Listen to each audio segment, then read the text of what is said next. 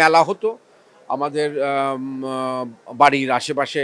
চৈত্র সংক্রান্তির মেলাটার কথা মনে আছে যে রাস্তা পূর্ণ হয়ে আমাদের বাড়ির আঙিনায় পর্যন্ত মেলা ঢুকে যেত এবং সেখানে নানা রকমের আমোদ প্রমোদ হতো, সেটুকু মনে আছে। কিন্তু পহেলা বৈশাখ নিয়ে যে নববর্ষের যে অনুষ্ঠান বা উদযাপন, সেটা ঢাকাতে শুরু থেকেই ছিল, কিন্তু এখন যেরকম একেবারে বর্ণিলভাবে হয় এতটা আগে হতো না।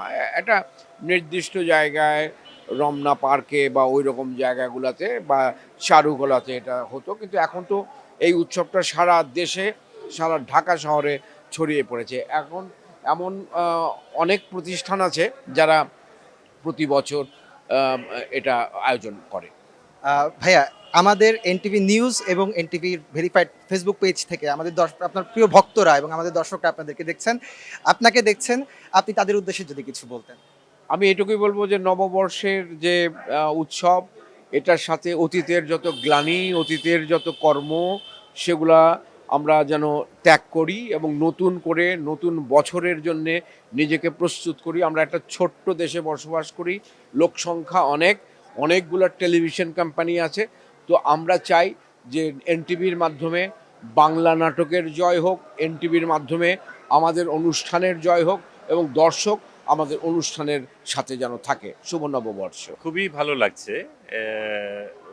আমাদের এই যে নানা রকম বৈচিত্র্যময় যে আয়োজন, মানে এই যে মুড়ি বাতাসা থেকে শুরু করে ভিতরে সঙ্গীত পরিবেশনা এবং সাজসজ্জা সব মিলে, এবং একে অন্যের সাথে যে আমাদের শুভেচ্ছা বিনিময়, নতুন বছরকে মানে বরণ করার জন্য যে আমাদের একে অপরের শুভেচ্ছা বিনিময়, সব কিছু মিলে একটা আনন্দময় পরিবেশ। বেশ ভালো লাগছে, খুবই ভালো। এবং এনটিভি এই আয়োজন করার জন্য এনটিভিকে অশেষ ধন্যবাদ। ভাই, একটা বিষয় একটু জানতে চাই, আমি সবার কাছে মোটামুটি জানতে চেয়েছি, কারণ বৈশাখ হচ্ছে আমাদের একটা প্রাণের উৎসব। এই উৎসবকে ছোটবেলা থেকে আপনি দেখে এসেছেন, কেমন পার্থক্য আসলে দেখেন এই দুটোর মধ্যে? সেটা বলতে গেলে বলতে হয় কি, আজ ছোটবেলা থেকে যেটা দেখে আসছি, এটা খুব সার্বজনীন একটা উৎসব। সেটা তো আমরা জানি, দলমত ধর্ম বর্ণ নির্বিশেষে সকল মানুষের একটা প্রাণের অনুষ্ঠান, আয়োজন। এবং ছোটবেলায় আমরা মূলত, আমার মনে আছে, একটা চৈত্র সংক্রান্তির আয়োজন হতো সন্ধ্যায় আমাদের বাড়ি থেকে। আমার বাড়ি রংপুর শহরের নিকটবর্তী, মানে শহর নিকটবর্তী শহরতলি এলাকায়। ওখানে চৈত্র সংক্রান্তির একটা আয়োজন হতো আগের রাতে, সেখানে মেলা বসতো এবং সেই জায়গায় আমরা যাওয়া আসা করতাম। মানে অনেক দল বেঁধে ছেলে যেতাম, ছোটোখাটো জিনিস নিয়ে পসরা বসতো, নানা ধরনের বিক্রি বেচা বিক্রি, গান হতো সন্ধ্যার পরে, পালা গান হতো আর কি। সেইটা দেখার অভিজ্ঞতা আমার আছে ছোটবেলায়। আর এখনকার কথা যদি বলি, একটা নাগরিক জীবন যাপন করছি। এই যে সকালবেলা উঠে সামাজিক মাধ্যমে তো বন্যা বয়ে গেছে শুভেচ্ছা বিনিময়ের, এবং একই সাথে নানা আয়োজন। গতকাল আমাদের বাংলাদেশ শিল্পকলা একাডেমিতে গ্রুপ থিয়েটার ফেডারেশন সহ অন্যান্য আয়োজন ছিল।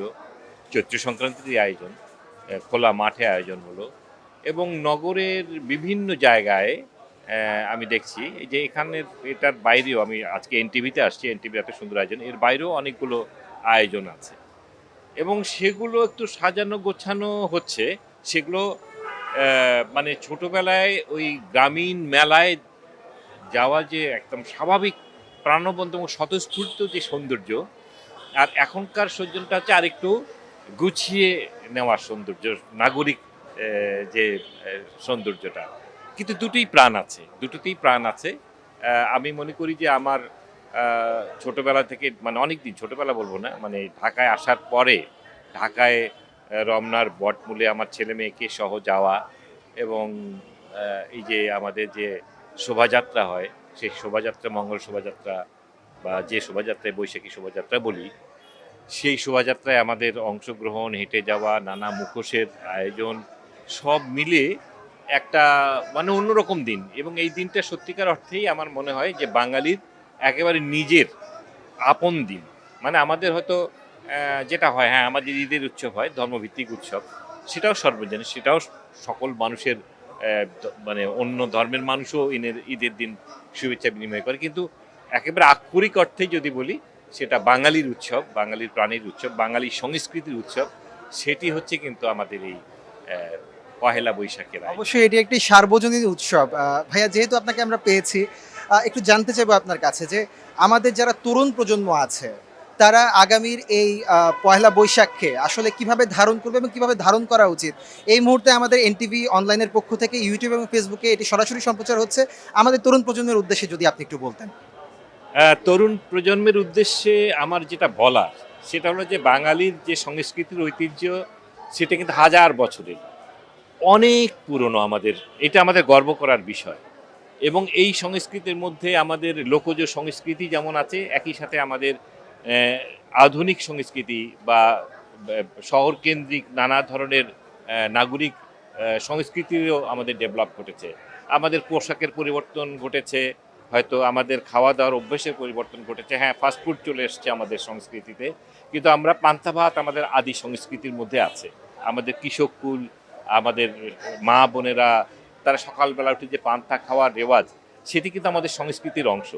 এটি যেন আমরা ভুলে না যাই, আমরা যেন আমাদের অরিজিনটাকে ধরে রাখি, আমাদের যে হাজার বছরের সংস্কৃতি ইতিহাস, সেই ইতিহাসকে আমরা যেন ভুলে না যাই। আমরা সংস্কৃতি হচ্ছে আদান প্রদানের বিষয়। সংস্কৃতি আসবে, নতুন জিনিস আসবে, নতুন পোশাক আসবে, নতুন খাদ্যাভ্যাস আসবে, নতুন চিন্তা আসবে, সব কিছু হতে পারে। আমাদের সঙ্গীত বলি, আমাদের নাটক বলি, আমাদের নৃত্যকলা বলি, আমাদের চিত্রকলা বলি, এগুলোর মধ্য দিয়েও কিন্তু বিবর্তন আসবে। সংস্কৃতির কাজেই তাই, এগুলো নতুন নতুন করে আবির্ভূত হয়, নতুনভাবে নির্মিত হয়। কিন্তু আমরা যেন আমাদের অরিজিনটা না ভুলি। আমরা কোথা থেকে এসেছিলাম, আমাদের শেকড় কোথায়, সেই শেকড়ের সন্ধানে যেন আমরা থাকি। আমার নতুন প্রজন্মকে এটাই আমার বলার, তারা যেন শেকড়কে ভুলে না যায়।